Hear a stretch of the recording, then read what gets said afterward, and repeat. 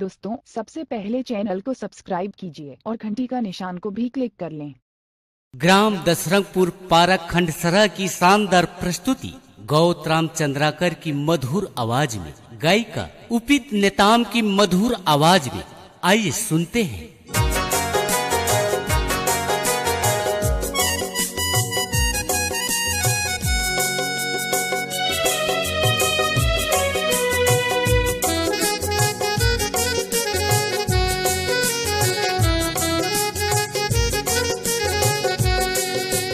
निर्मल है भारत भूया, निर्मल है भारत भूया, सबल यही महान।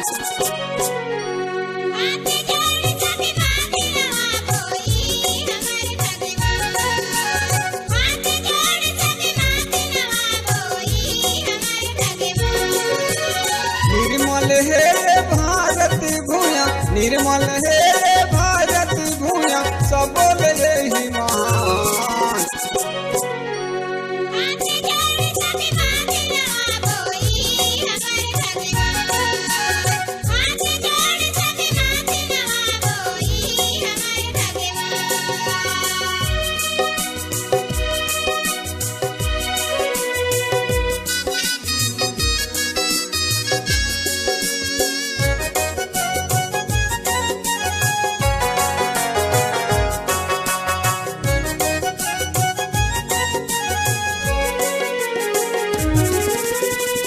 भूया माँ जन्म लीने राधा किशन रघुनंदन।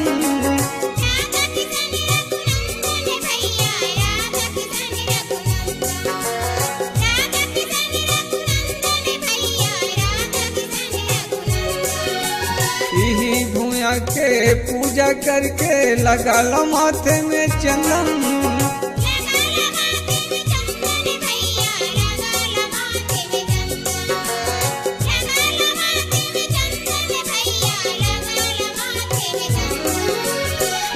हमन के मातारी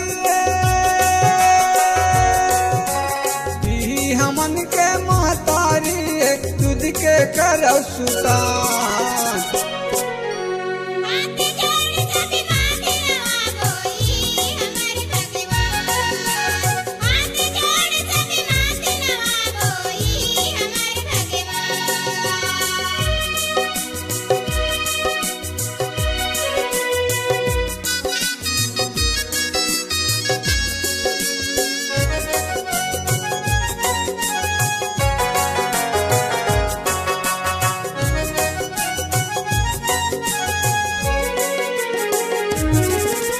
यही भूया माँ जन्म लीन है ऋषि मुनि सब ज्ञानी।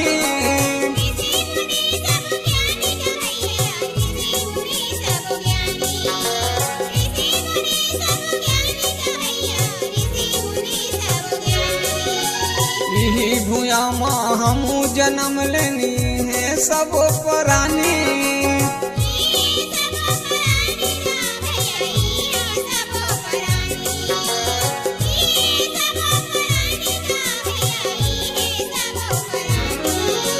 यही भूया के सेवा बचाला,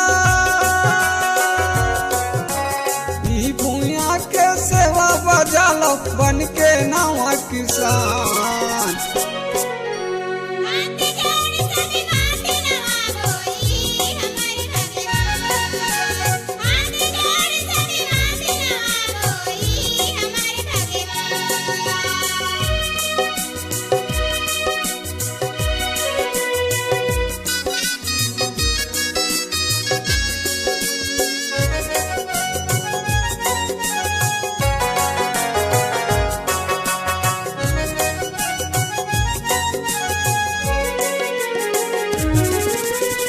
भूया माँ लगल भैया जुर मिल के हरियाली।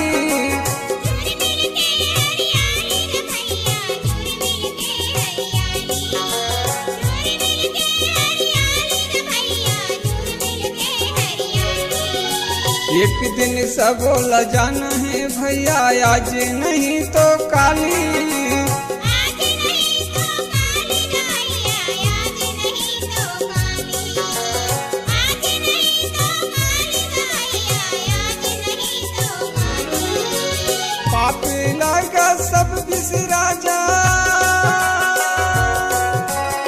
पापे लागा सब बिसरा जो राम में लागल ध्यान।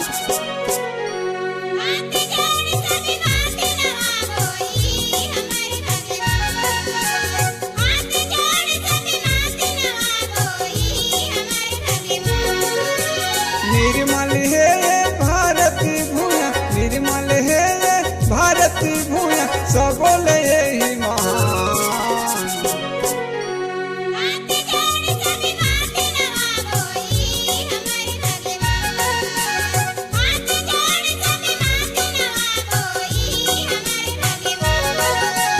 हाथ जोड़ के माथ नवाबो यही हमारे भगवान, यही हमारे भगवान का भैया,